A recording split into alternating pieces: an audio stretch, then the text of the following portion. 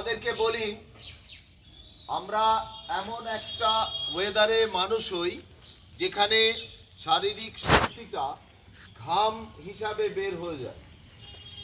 আমাদের এখানে সংখ্যা বাড়ে, মানুষের সংখ্যা বাড়ে, কিন্তু শক্তি বাড়ে না। প্রকৃতি এই শক্তিটাকে কেড়ে নেয়। কিরকম ভাবে? একটা জিনিস দেখো, বিগত 49 দিনে 15খানা ডিপ্রেশন হয়ে গেল, অর্থাৎ নিম্নচাপ। আর এই নিম্নচাপের কল্যাণে নানা ধরনের রোগ ব্যাধি কিন্তু মাথা তুলে দাঁড়াচ্ছে। ডেঙ্গু চারদিকে হচ্ছে। বাড়িতে জমা জল, সেগুলোকে একটু পরিষ্কার করবার চেষ্টা করো। আর তোমাদেরকে বলি, পেট হচ্ছে মানুষের সবচাইতে বড় জায়গা, যেটা যদি সঠিক থাকে তাহলে ম্যান ক্যান ডু এভরিথিং এর অনেকগুলো পার্টি কিন্তু করতে পারে। তো পেটটাকে ভালো রাখবার জন্য যে জিনিসগুলো দরকার সেগুলো আমি তোমাদেরকে বলি।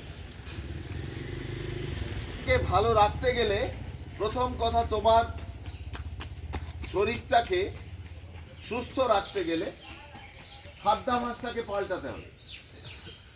এই প্র্যাকটিস যখন তুমি ফুল ফোর্সে নেবে, ঠিক তার 4 ঘন্টা আগে তোমার খাওয়া কমপ্লিট করতে হবে, 3.5 থেকে 4 ঘন্টা। যদি তা না করো, যদি 2 ঘন্টা আগে তুমি পেট ভরে খাও, তাহলে প্র্যাকটিস পুরোপুরি তোমার শরীর দেবে না। প্র্যাকটিসের 4 ঘন্টা আগে যদি তুমি খেয়ে নাও, তোমার একটা খিদে লাগতে পারে, কারণ পেরিস্টালসিসের মাধ্যমে আমাদের পাকস্থলীর খাবার সব ক্ষুদ্রান্তে প্রবেশ করে। তো সেই সময় খিদে লাগতে পারে, 1টা বা 2টা ব্রিটানিয়া থিন অ্যারোরুট বিস্কুট খেয়ে একটু জল খেয়ে নিলে হয়ে যায়।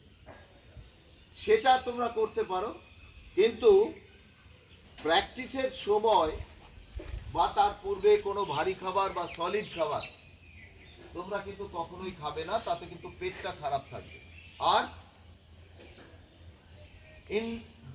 ডিউরিং দ্য প্র্যাকটিসের মধ্যে কোনো খাবার যদি আসে, তাহলে তোমাকে কন্ট্রোল করতে হবে, সেগুলো খাওয়া যাবে না।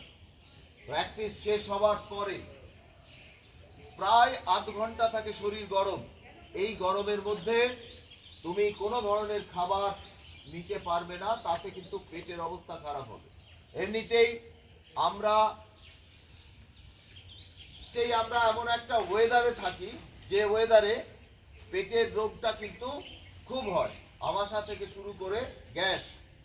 পশ্চিমবঙ্গ হচ্ছে গ্যাস উৎপাদনে, পেটের গ্যাস উৎপাদনে পৃথিবীতে শ্রেষ্ঠ স্থান অধিকার করে, শুধুমাত্র এই জলবায়ুর কারণে।